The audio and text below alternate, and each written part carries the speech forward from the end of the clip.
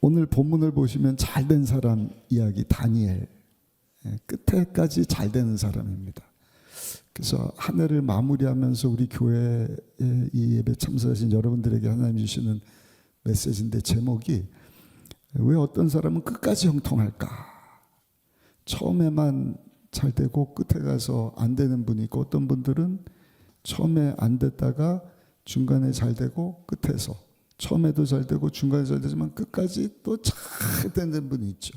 다니엘입니다. 이 시대는 다리오라고 하는 왕이 바벨론을 점령을 합니다. 이스라엘이 예언된 대로 바벨론에 가서 포로로 지났는데, 바벨론도 강대국인 줄 알았더니 메데 바사라고 하는 이 지금의 이란, 페르시아 큰 나라가 바벨론을 점령해 오는데, 그 나라 고레스 왕 세워지기 전에 다스렸던 왕 이름이 다리오라고 하는 왕입니다. 근데 이 다리오가 바벨론뿐만 아니라 많은 나라를 이제는 통치하기 위해서 120명의 고관들을 세우고, 한 나라 대표하는 자들이 120명입니다. 미국 생각하면 뭐 미국 50개 주니까요, 미국보다 갑절이나 큰 나라지 않겠습니까? 그러니까 혼자서 120명 통치를 할 수가 없으니까 우리나라처럼 대통령 밑에 총리를 세우는데 한 사람이 아니라 3명을 세우는데, 그 3명 중에 한 사람이 다니엘이라고 하는 인물입니다. 근데 문제는 다니엘이 바벨론 출신도 아니에요. 메데 바사에서 온 사람도 아니고 예루살렘에 있다가 포로로 끌려왔는데, 이 사람들이 보니까 야, 이 다니엘이라고 하는 자는 듣도 보도 못한 자인데 어떻게 120명 다스린 사람이 아니라 3명 총리 중에 한 사람이 되는 거야. 그래서 이 다니엘의 뒷조사를 하는데 특별 검사팀이 꾸려졌어요. 그래서 다니엘의 뒷조사를 다 하는데, 와, 다니엘에게서 흠을 발견할 수가 없는 것입니다. 너무 깨끗한 거예요. 우리 4절 말씀을 한번 읽어보시겠습니다. 다니엘서 6장 4절 말씀 같이 읽습니다. 이에 총리들과 고관들이 국사에 대해 다니엘을 고발할 근거를 찾고자 하였으나 아무 근거, 아무 허물도 찾지 못하였으니 이는 그가 충성되어 아무 그릇됨도 없고 아무 허물도 특검이 달라붙었는데 찾을 수가 없는 거야. 핸드폰 가져와, 뭐 컴퓨터 다 가져와, 압수수색. 너무 깨끗하더라. 요약하면 다니엘은 정직한 사람이었다는 것입니다. 신뢰할 만한 사람이었다. 사람들은요, 본인은 그렇게 못 살면서 다른 사람이 얼마나 정직한가, 이거를 관심 있게 봐요. 특별히 여러분, 특검을 하고 우리가 청문회를 하는 이유가 뭡니까? 그냥 믿을 만한 사람, 신실한 사람, 누구예요?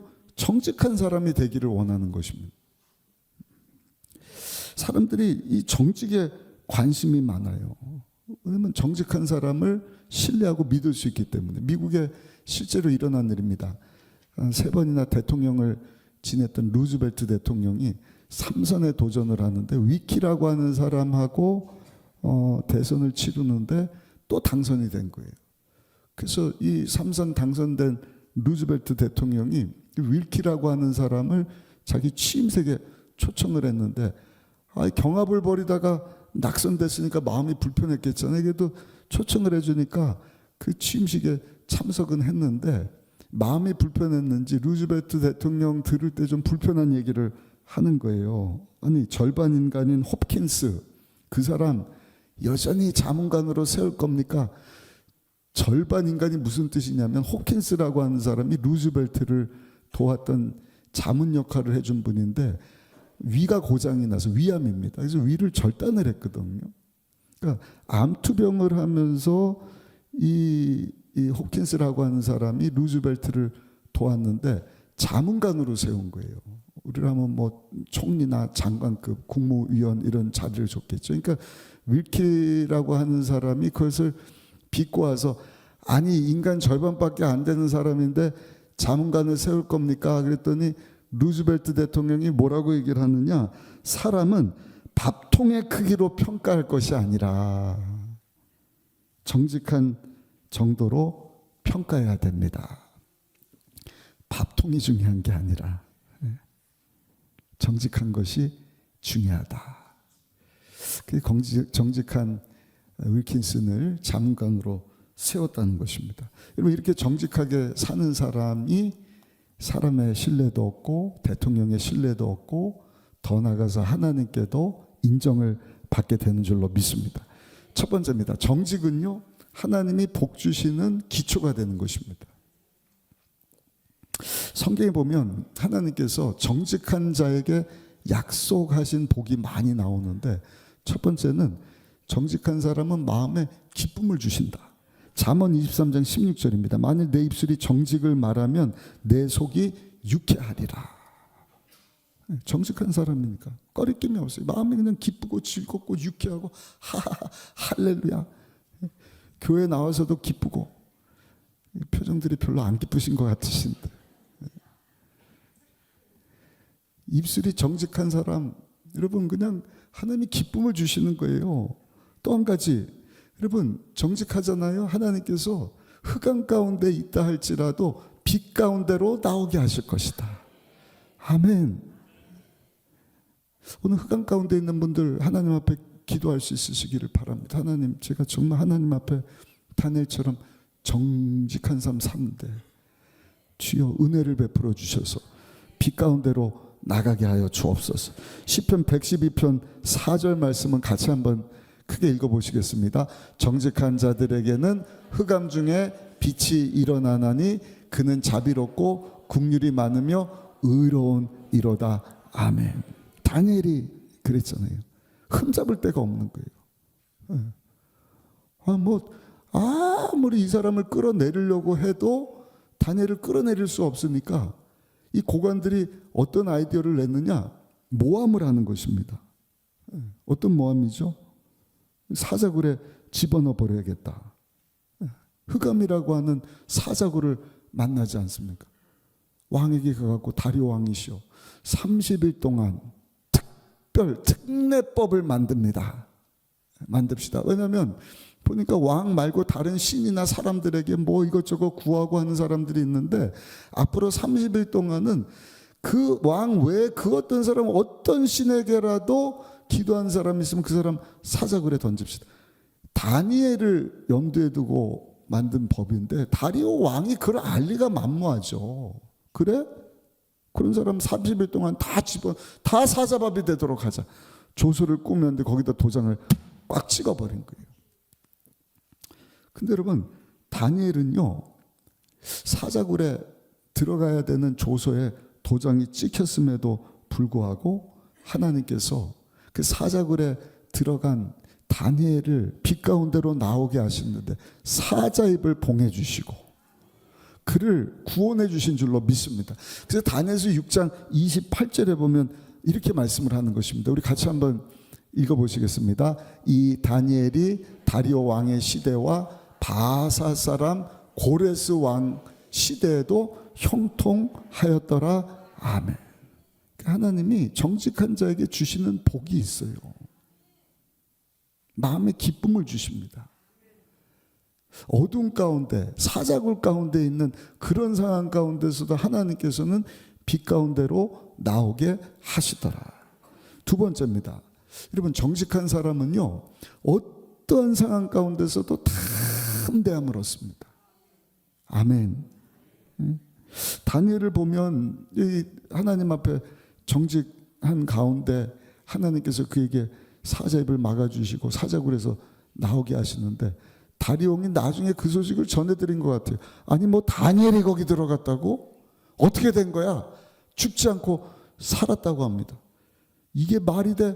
불러와봐. 보니까 사자 입을 막으셔갖고 총리가 죽지 않고 살아왔다. 왜냐면 이거는 뭐 특례법이니까 왕 말고는 모두가 지켜야 되는 법을 다니엘이 어겼는데 죽지 않고 살아온 이 사실에 대해서 다리오 왕이 물었던 것 같아요. 그 다니엘이 꺼리낌 없어요. 막힘 없어요. 다리오 왕 앞에 그냥 그냥 얘기하는 것입니다. 왕이시오, 난 하나님 앞에 정직하게 지냈습니다. 그랬더니 하나님이 사자굴 에서 살려주셨습니다. 구원으로 인도해 주셨습니다. 왕이시오, 나는 왕 앞에도 왕을 해칠 나쁜 일을 한 적이 전혀 없습니다. 저는 왕 앞에서도 떳떳할 뿐입니다. 정직하게 살았습니다.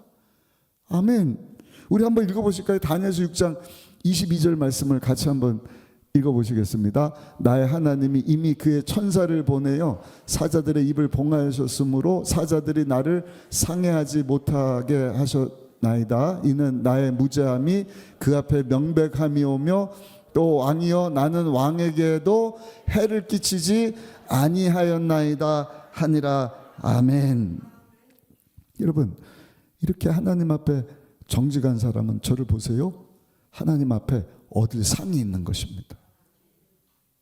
유쾌함을 주시고, 또 성경에 보니까 하나님 앞에 담대함을 얻을 뿐만 아니라 하나님께서 기도 응답의 상을 주신다. 우리 말씀도 같이 한번 읽어보시겠습니다. 요한일서 3장 21절 22절 말씀 함께 읽어보시겠습니다. 사랑하는 자들아, 만일 우리 마음이 우리를 책망할 것이 없으면 하나님 앞에서 담대함을 얻고 무엇이든지 구하는 바를 그에게서 받는 이는 우리가 그의 계명을 지키고 그 앞에서 기뻐하시는 것을 행함이라. 아멘. 여기 하나님 앞에 담대할 수 있는 그 정직함, 여기 보니까 그 계명을 지키고 그 앞에서 기뻐하시는 것. 그냥 모두가 악하고 모두가 정직하지 못한 때라도 영원토록 변함없는 하나님의 말씀대로 살면 하나님께서 약속하신 복을 나에게 주실 것을 믿습니다. 그 말씀에 순종하면서 사는 자, 하나님께서 복을 주시는데 한번 따라 하실까요? 나의 기도에, 크게요, 나의 기도에 응답을 주십니다. 그런 사람은 기도해도 이상한 기도하지 않겠죠. 그렇죠? 내 뜻을 위해서 뭘 먹지 뭘 마시지 이게 아니라 제가 계속 말씀드리지 않습니까? 우리는요, 성령이 거하는 성전이에요. 로마서에 이제 너희 몸을 하나님이 값주고 사셨으니 하나님께 영광 돌리는 삶을 살아라. 모든 성도들. 저 여러분들이 보통 존재가 아니에요. 하나님의 아들 예수님이 죄가 없으신데 하늘 영광 세계를 뒤로 하시고 우리 가운데 오셔서 나 대신 죄의 값을 십자가에서 다 치러주셨다. 값주고 사셨다. 이게 속량하셨다는 거예요.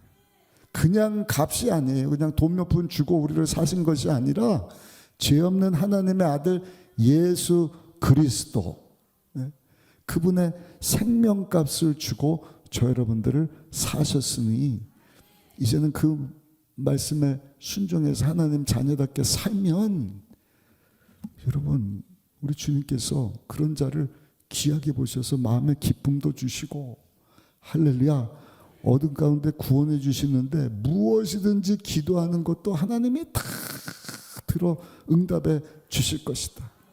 그러니까 눈에 보지 못하고 귀에 들어본 적도 없는 일들을 보이는 세상, 보이지 않는 세상을 다스리시는 하나님께서 여러분 응답으로 축복해 주시는 줄 믿습니다.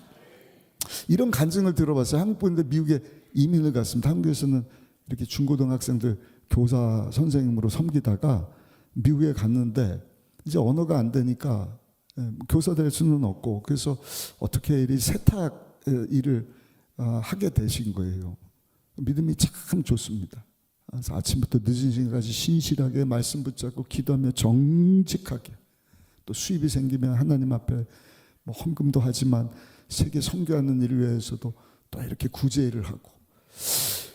근데 쉽지가 않은 거. 왜냐하면 그 한국에서 말 통하는 아이들 이렇게 가르치고 또 방학 때는 쉬기도 하고. 근데 낯설은 곳에서 언어도 다른데 이 아침부터 세탁물을 받아서 세탁하는 일이 왜 어려움이 없겠어요. 이해가 안 되니까 이거 부탁했는데 다른 결과물이 나오고, 또 최선을 다했지만 생각하지도 못한 일들이 나오고, 전문가가 아니니까 실수도 하고. 그래도 열심히 믿음으로 하나님 앞에 정직한 사람들의 신뢰하는 그런 삶을 사는데 시험이 찾아온 거예요. 어떤 시험이냐? 한 신사가 세탁물을 딱 맡겼는데 이 정리하다 보니까 그 세탁물에서 현찰이 나온 거예요. 현찰 2,700불. 이분 때도 별로 반응이 없으시던데. 우리나라 돈 하면 400만 원 돈인데요. 지금이야 뭐 CCTV 있고 그러니까 목사님 이거 다 돌려보면 그때는 CCTV가 없을 때래요. 그 이게 조금 갈등되지 않겠어요? 야, 이거를 본 사람도 없는데 내가 챙겨 말어. 근데 이분은 신실한 정직한 분이니까 그냥 그거를 그 봉투에다가 잘 넣어서 세탁물 깨끗하게 이제는 세탁을 해서 이 주인 되는 빨리 오기를 기다렸대요. 그 이제 며칠 만에 그 맡긴 분이 왔는데 그냥 막 여기 세탁물 있습니다. 고맙다고 감사하다고. 근데 왜 날 이렇게 시험을 하냐고. 무슨 얘기냐? 여기 현찰이요. 이 현찰이 나왔어. 이거 가져가세요. 이 맡긴 분도 모르고 있는 돈인 거예요. 이게 제 돈 맞아요? 맞습니다. 가져가세요. 받아도 돼. 당신 돈이라니까요. 감사합니다. 그러고 현금을 챙겨왔는데 며칠 뒤에 이분이 다시 찾아왔어요. 그랬더니 이런 부탁을 하는 거예요. 사실은 제가 그 미국의 유명한 그 항공사 부사장인데 제가 우리 항공사 관련된 모든 이 세탁물을 총괄하는 공장을 운영을 합니다. 근데 제가 이 당신같이 정직한 사람을 오랜만에 만난 것 같은데 혹시 우리 공장에 오셔갖고 이 세탁물 총괄하는 일을 좀 맡아서 하실 수가 있습니까? 제안이 또 스카우트 제안이 온 거예요. 동네에서 자기 개인적인 일은 세탁소에서 이렇게 세탁 부탁을 하는데 이분의 정직함을 보고 미국의 항공사가 얼마나 커요. 부사장으로 모든 직원들이라든지 이 세탁물을 시트라든지 다 세탁하는 이런 공장을 맡아서 일하는 일을 제안을 하고 그것을 받아들이고 나중에는 정말 큰 공장을 운영하는 자리로 올라갔다는 간증을 제가 들어보았습니다. 여러분, 오늘도 살아계신 하나님, 정직은 하나님의 성품입니다. 우리가 하나님 앞에 정직할 때 하나님께서 다니엘을 축복하시는데 끝까지 바벨론에서도 총리로 있다가 다리오가 왕을 할 때도 총리로 3명 중에 1명인 총리로 그 이후에 나중에 고레에서 이 사람들을 다 이스라엘로 보냈던 고레스라고 하는 왕이 세워질 때도 총리로 끝까지 형통한 삶을 살았던 이 다니엘과 같이 저 여러분들도 오늘 주시는 이 말씀을 붙잡고 주여 내가 주님 오시는 그날까지 정말 세상에 흠없고 거룩한 하나님의 자녀로 정직한 삶 살게 하여 주옵소서. 기도하다가 하나님의 형통의 복, 형통은 만사에 막힘이 없는 복입니다. 그러한 복을 받고 하나님 앞에 쓰임 받을 뿐만 아니라 하나님께 큰 영광 돌릴 수 있게 되시기를 예수님의 이름으로 축원합니다. 왜냐면 다리오 왕이 그걸 본 거예요. 와, 정직했더니 내가 하나님과 왕 앞에 정직하게 살았을 때 하나님 흑암에서 나를 구원해 주셨습니다. 나는 왕 앞에 왕을 해치려고 한 적이 전혀 없습니다. 여러분, 다리오 왕이 저 메데 바사 오늘의 이란 중동 지역에서 왔기 때문에 하나님을 모르는 사람이거든요. 근데 이런 다니엘을 하나님이 축복해 주시고 구원해 주시는 것을 보면서 하나님께 다리오 왕이 영광을 돌려요. 그 내용이 다니엘서 6장 26절부터 28절까지인데 우리 이 말씀도 같이 한번 크게 읽어보시겠습니다. 내가 이제 조서를 내리노라. 내 나라 관할 아래에 있는 사람들은 다 다니엘의 하나님 앞에서 떨며 두려워할지니 그는 살아계시는 하나님이시요 영원히 변하지 않으심이시며 그의 나라는 멸망하지 아니할 것이요 그의 권세는 무궁할 것이며 그는 구원도 하시며 건져내기도 하시며 하늘에서든지 땅에서든지 이적과 기사를 행하시는 이로써 다니엘을 구원하여 사자 입에서 벗어나게 하였음이로더라 하였더라. 이 다니엘이 다리오 왕의 시대와 바사 사람 고레스 왕의 시대에 형통하였더라. 할렐루야, 할렐루야. 여러분들이 복받는 모습을 보면서 와, 저들이 믿는 사람들, 믿는 하나님 정말 살아계신 하나님이시구나. 하나님을 찬송하고 하나님 앞으로 돌아오고 하나님께 영광 돌리는 놀라운 일들이 생겨나게 되시기를 예수님의 이름으로 축원합니다. 마지막 세 번째, 그러면 우리가 어떻게 하면 정직한 삶을 살 수 있을까? 첫 번째는요, 하나님 앞에 우리가 정직한 자로 살기 위해서 한번 따라 하실까요? 하나님을 만나야 합니다. 살아계신 하나님을 만나야 돼요. 하나님이 정직한 분이십니다. 그 신실하시고 인자하심이 영원한 분이십니다. 하나님이 우리를 가장 좋은 길로 인도하시다가 완전한 다스림과 통치하신 가운데 예비하신 하늘나라로 저 여러분들을 인도하기를 원하시는데, 그 하나님을 못 만나면 거짓의 압이 된 사단 원수마귀의 종로로 달다가 이 온 천하를 깨는 옛 뱀이라고도 하고 용이요 사탄 마귀라고 하는 이 악한 자를 위하여 예비하신 영원한 지옥불에 떨어지거든. 요한복음 8장 44절 보니까 이렇게 말씀을 합니다. 너희는 너희 아비 마귀에게서 났으니 너희 아비의 욕심대로 너희도 행하고자 하느니라. 그는 처음부터 살인한 자요 진리가 그 속에 없으므로 진리에 서지 못하고 거짓을 말할 때마다 제 것으로 말하나니 이는 그가 거짓말쟁이요 거짓의 아비가 되었습니다. 사단 원수 마귀는 온 천하를 깨는 자인데 처음부터 거짓의 아비예요. 그래서 처음 사람 아담과 하와에게도 거짓말을 치는 거예요. 하나님 에덴 동산을 잘 관리하면서 생육하고 번성하라. 그 동산 중앙에 있는 선과 악을 알게 하는 나무 열매는 먹지 말아라. 먹는 즉 죽을 것이다 그랬는데 거짓말을 친다.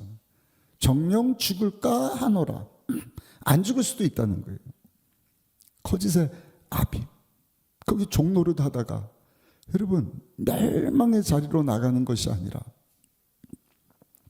저 여러분들은 우리의 죄를 대신 짊어지시고 죽음과 지옥 심판 문제를 다 해결하시기 위하여 하나님의 어린 양으로 하나님이신데 사람이 돼서 우리 대신 십자가 지신 예수님을 산 가운데 주인으로 모셔드려야 할 줄로 믿습니다. 그리고 제사함 받아야 돼요. 예수님 영접할 때 제사함이 임하고 마귀의 종로라던 우리 삶 가운데 하나님의 생명이 임하여서 거듭났다는 것은 하나님의 생명을 가진 자로 새롭게 태어난다는 것입니다. 죄사함 받고 하나님의 자녀가 됩니다. 하나님 자녀가 되면 이제는 마귀를 따라서 거짓과 악한 일에 힘쓰는 것이 아니라 거룩하신 하나님, 그 하나님의 성품, 그 정직, 그 신실함을 따라서 하나님 영광에서 살게 하시는 줄로 믿습니다. 그래서 예수님 충만하면 성령 하나님께서 오셔서 하는 일이 뭔가 그전에는 몰랐는데 우리 주님과 함께하면서 거룩하신 하나님 앞에서 우리 하나님 기뻐하시지 않는 죄악된 것들을 보게 하시는 거예요. 무덤덤했는데 깨닫게 하시는 거예요. 오늘도 예배 가운데 와서 주시는 메시지가 있지 않습니까? 하나님 자녀로 세상 가운데 사는데 빛과 소금 역할, 너 거룩한 하나님의 자녀로 하나님께 영광 돌리는 성령을 모신 전이 돼야 되는데 너 그렇게 살지 못한 거 있으면 회개해야지, 뉘우쳐야지, 하나님 앞에 정직해야지, 하나님께 인정받는 자가 돼야지. 아멘. 이사야 선지자가 하나님께 부름을 받았는데도 하나님 앞에 서기 전까지는 자기가 죄악 가운데 있는 줄을 몰랐어요. 그 입술이 부정한 자들 틈바구니에 자기 입술도 부정한 자인 줄 모르고 지나다가 하나님을 만나고 보니 이사야서 6장 5절에 뭐라고 말합니까? 화로다 내가 망하게 됐다.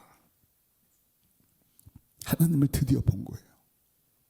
거룩하신 하나님이신데 야, 내가 하나님 앞에 설 수 있을까? 이 부정한 입술 가지고 이 더럽혀진 죄 가지고 하나님 앞에 설 수 있을까? 흔히 뭐라고 고백을 합니까? 우리 한번 읽어보시면 이사야서 6장 5절 말씀입니다.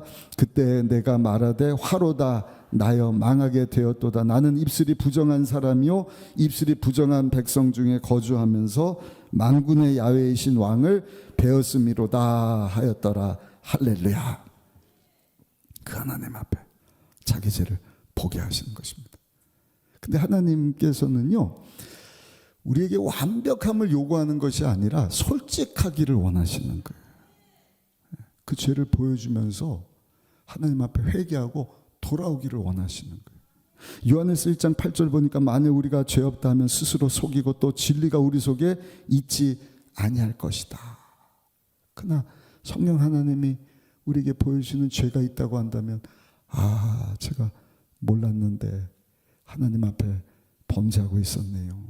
생각으로, 입술로, 마음으로, 손과 발로 하나님 제가 정직하지 못했는데, 일터에서, 교회 안에서, 우리 교구 안에서, 함께 신앙생활하는 성도들 사회뿐만 아니라 우리 가족 안에서도 배우자에게, 우리 자녀에게, 우리 부모 형제에게 하나님 제가 정직하지 못했네요. 솔직하기를 원하시는, 완벽하기를 원하시는 것이 아니라 솔직해져서, 왜냐하면 죄 없다면 스스로 속이는 자가 되고 또 진리가 그 안에 없는 사람이라. 근데 예수님을 영접하고 죄사함 받고 하나님 자녀가 되면 성령 하나님 우리 안에 오셔서 계속해서 우리의 죄를 이사야 책망하듯이 책망하셔서 우리가 진리 가운데 나가게 하시는 줄 믿습니다. 그 다음 구절에 보면 요한일서 1장 9절에 말씀하지 않습니까? 우리가 그것을 숨기지 않고 정직하게 하나님 앞에 우리 죄를 자백하면 그는 미쁘시고 의로우사 우리 죄를 사하시며 모든 불의에서 우리를 깨끗하게 하실 것이다. 우리 요한일서 1장 9절도 같이 한번 읽어보시겠습니다. 만일 우리가 우리 죄를 자백하면 그는 미쁘시고 의로우사 우리 죄를 사하시며 우리를 모든 불의에서 깨끗하게 하실 것이다. 아멘. 이사야 선지자가 하나님 만난 후에 자기 죄를 다 보여주니까 화로다, 이건 망하게 됐다, 큰일 났다. 근데 하나님 앞에 솔직해지는 거예요. 내가 어떻게 하면 좋죠? 주여, 내 입술이 부정했습니다. 부정한 입술 가진 자들 틈에서 내 입술이 더럽혀졌습니다. 그때 수룹 천사를 보내서 그 핀 수술 가져다가 그 부정한 입술을 딱 찢어주시면서 네가 회개했으니 내 죄가 사해졌다. 내 악이 제하여졌다. 근데 여러분, 그 부정한 것을 하나님 앞에 다 자백하고 회개하니까 따라합시다. 하나님께서 사명을 주십니다. 그 안에 가능성을 보게 하시는 거예요. 담대함을 얻게 하시는 거예요. 부정한 입술 때문에 선지자 그래도 사명 감당을 못하거든요. 근데 그 죄를 하나님 앞에 다 밀어놓으니까 하나님께서 사명을 발견하게 하시는 거예요. 주께서 음성을 주시는데, 야, 누가 나에서 갈꼬? 그때는 이사야가 손을 번쩍 드는 거예요. 주여, 누가 가긴요? 제가 갑니다. 제가 여기 싸우니 나를 사용하여 주옵소서. 여기서 아멘 소리가 좀 크게 나와야 됩니다. 우리 순복음의정부교회 3부 예배 참석하신 여러분들이 하나님 앞에 정직한 삶을 사는 가운데 하나님이 많고 많은 사람들을 찾으시는지, 야, 내가 누구를 사용해야 돼? 땅끝까지 예수의 증인으로 누가 가서 다른 것 전하는 것이 아니라 우리에서 십자가에서 죽고 사신, 우리를 사랑해서 자기 자신을 버리신 하나님의 아들 예수 그리스도를 믿는 믿음 가지고 예수님 전하기를 원하는데 누가 가면 좋겠느냐? 누구긴요? 우리 순복음 의정부교회 여기 3부 예배 참석하신 우리 성도들이 주여, 내가 여기 싸우니 나를 사용하여 주옵소서. 우리 오른손을 한번 번쩍 드시고 6장 8절을 한번 같이 크게 읽어보시겠습니다. 6장 8절입니다. 시작. 내가 또 주의 목소리를 들으니 주께서 이르시되 내가 누구를 보내며 누가 우리를 위하여 갈꼬 하시니 그때 누가 이르되 내가 이르되 크게요. 내가 여기 있어요. 크게요. 나를 보내소서 하였더니 할렐루야. 이게 하나님 앞에서 담대한 사람이 고백할 수 있는 고백이에요. 정직한 사람만 이런 고백을 할 수 있어요. 뭐가 하나님과 막혀 있으면요, 하나님이 그것부터 정리해라.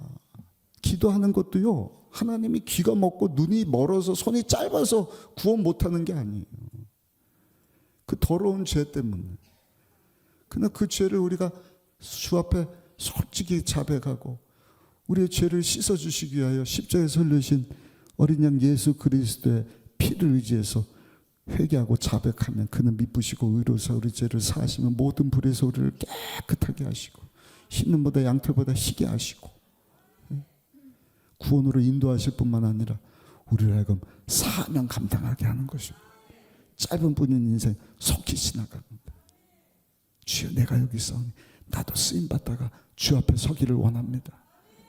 그래서 여러분 끝까지 하나님 앞에 형통하다가 복을 받으려면, 끝까지 정직하다가 복을 받으려면 먼저 주님을 만나야 됩니다. 아멘. 그리고 성령으로 충만해야 되는데 또 한 가지는 한번 따라 하실까요? 계속 훈련되어져야 됩니다. 한 번만 내가 여기 있습니다. 나의 죄를 용서해 주세요. 그러고 끝나는 것이 아니라 계속. 다니엘의 삶이 그런 거예요. 그냥 어떻게 하다가 사자굴에 들어가고 죽게 돼갖고 주여 도와주세요, 사자 입을 봉해 주세요, 이게 아니라 다니엘은요 계속 주님과 동행하는 삶을 사는 거예요.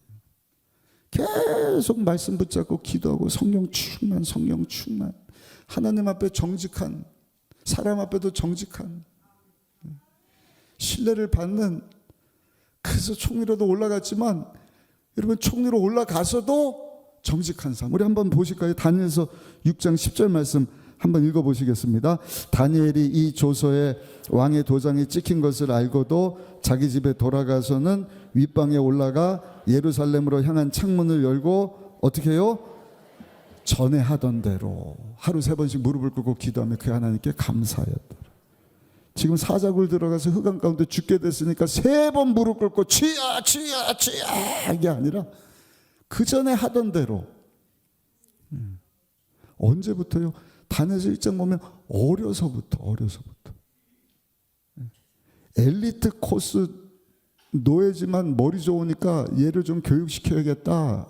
특수학교 지나는 동안에도 다니엘서 1장 8절 9절 보니까 다니엘은 뜻을 정하여 왕의 음식과 그가 마시는 포도주로 자기를 더럽히지 아니하니라 하고 자기를 더럽히지 아니하도록 환관장에게 구하니 하나님이 다니엘로 하여금 환관장에게 은혜와 긍휼을 얻게 하신지라. 아멘. 그 10배나 뛰어난 지혜를 주시잖아요. 그러니까 그 어렸을 때나 지혜를 주셨을 때나 그 높은 자리에 올라갔을 때나 새로운 왕이 바뀌어갖고 누명 쓰고 감옥에 들어갔을 때나 다니엘은 여전히 변함없이 계속해서 저를 보세요. 하나님 앞에 적직한 삶을 살았더라. 저는 우리 순복음의정국의 성도님들이 지난 40년을 그렇게 달려오셨는데 앞으로도 주님 오시는 그날까지 그렇게 달려갔으면 좋겠어요. 아멘. 우리 다음 세대도 어머니 아버지가 신앙생활하는데 와 정직한 거예요. 그 하나님의 기쁨도 주시고 흑암 가운데 막 구원해 주시고, 이야 우리 엄마 아빠가 하나님 앞에 인정받으니까 사람들에게도 신뢰를 얻는구나, 형통하게 하시는구나. 주여 저도 우리 엄마 아빠처럼 다니엘처럼 어렸을 때도 청년 때도 장년의 때도 또 언제까지 할아버지가 돼서도 할머니가 돼서도. 할머니 할아버지들이 아멘을 하셔야 되는데 정말입니다. 9장으로 넘어가면 이제 다니엘이 할아버지가 되는 거예요. 근데 할아버지가 돼서도 금식하며 기도합니다. 우리 이번 주 그 지난주네요. 요한계시록 그 쓴 사람이 사도 요한. 다른 사도들은 다 죽고 나이 90이 되도록 끝까지 예수님의 어머니 돌보도록 건강 주시고 남겨준 분이 사도 요한인데 도미티아누스 황제에게 핍박받고 유배되어서 반모섬에 들어갔지만 거기서도 사도 요한은요 90이 넘은 할아버지인데도 하나님 앞에 금식하고 기도하다가 하나님이 영안을 열어주신 믿음으로 천상의 세계를 보여주신 거예요. 지금 있는 일과 이제 있을 일과 장차 될 일을 다 보여주시지 않습니까? 성탄절 메시지도 똑같잖아요. 시몬도 성령의 감동에 되었어요. 할아버지 선지자인데 안나 선지자는 나이 84세가 된지 과부가 되고 84년이 되는지 하여튼 84년 동안 긴 8년이 아니라 84년 동안 참고 인내했더니 주님을 만나주시더라. 다니엘도 똑같은 것입니다. 어렸을 때나 총리가 돼서 사자굴에 들어가서 할아버지 됐을 때 변함없이 계속 날마다 말씀 붙잡고 날마다 기도, 날마다 성령 충만. 할렐루야. 오늘도 나는 죽고 예수로 삽니다. 갈라디아서 2장 20절. 저도 똑같아요. 아침에도 그 말씀을 딱 생각을 하고 그렇지. 내가 십자가에서 그리스도와 함께 십자가에서 함께 이제는 죽고 내가 사는 것은 내가 아니라 내 안에 누가 살죠? 그리스도가 사시는 것이다. 그리스도가 사시는 것이다. 그 고백하고 죄산받고 하나님 자녀가 됐으면 그렇게 살아야죠. 근데 불완전한 육을 입고 죄악 가운데 거기다가 죽이고도 멸망시키려고 온 천하를 깨는 거짓의 압이 저 영원 불멸에 떨어질 그 악한 존재에게 게임을 당해갖고 오쯤 되면 이게 마음이 또 왔다 갔다 하는 거예요. 그 성령 충만해야 돼. 그렇지. 예수로 살아야지. 어떻게 해요? 나를 사랑하사 나를 위해서 십자가에서 자기 자신을 버리신 하나님의 아들 예수 그리스도를 믿는 믿음으로 살겠습니다. 십자가 붙잡겠습니다. 정직하게 살겠습니다. 저녁쯤 가면 또 마음이 흔들흔들 왔다 갔다. 그러면 또 성령님 도와주세요. 다니엘이 그렇게 삽니다. 우리 9장 보시면 나이가 이제 많은 다니엘 가운데 하나님이 역사를 해주시는데 9장 2절 3절 같이 한번 읽어보겠습니다. 곧 그 통치 원년에 나 다니엘이 책을 통해 야훼께서 말씀을 선지자 예레미야에게 알려주신 그 연수를 깨달았나니 곧 예루살렘의 황폐함이 70년 만에 그치리라 하신 것이니라. 내가 금식하며 베옷을 입고 죄를 덮어쓰고 주 하나님께 기도하며 간구하기를 결심하고 노사도의 영안을 열어주신 것처럼 다니엘이 끝까지 성령 충만 말씀 붙잡고 기도하며 나갔을 때 야야 이사야 선지자 예언된 대로 바벨론의 포로로 끌려갈 것이면 고레스 왕이 찾아올 거야. 그러니까 쫄지도 않아요. 떨지도 않아요. 딱 보여주면서 올 줄 알았습니다. 너 어떻게 하냐? 여기 봐요. 여기 타나.